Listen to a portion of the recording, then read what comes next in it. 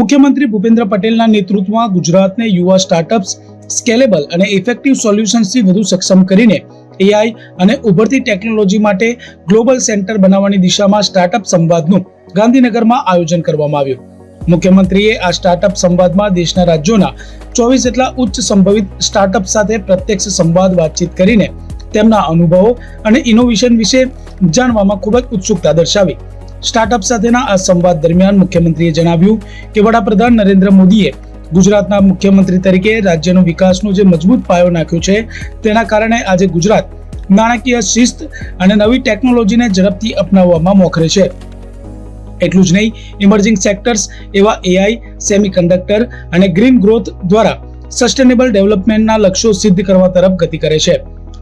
Agriculture સેક્ટરમાં AI ટેકનોલોજીના વિવિધ ઉપયોગ અંગેના 5 સ્ટાર્ટઅપ્સ, હેલ્થ સેક્ટરમાં 3 તેમજ શિક્ષણના વિવિધ આયામો પર એઆઈ આધારિત કામગીરી કરતા 6 અને ગવર્મેન્ટ અને ઇન્ડસ્ટ્રી સેક્ટરના 10 જેટલા સ્ટાર્ટઅપે પોતાની કામગીરી અને પ્રોડક્ટનું પ્રસ્તુતિકરણ આ સંવાદ દરમિયાન કર્યું હતું.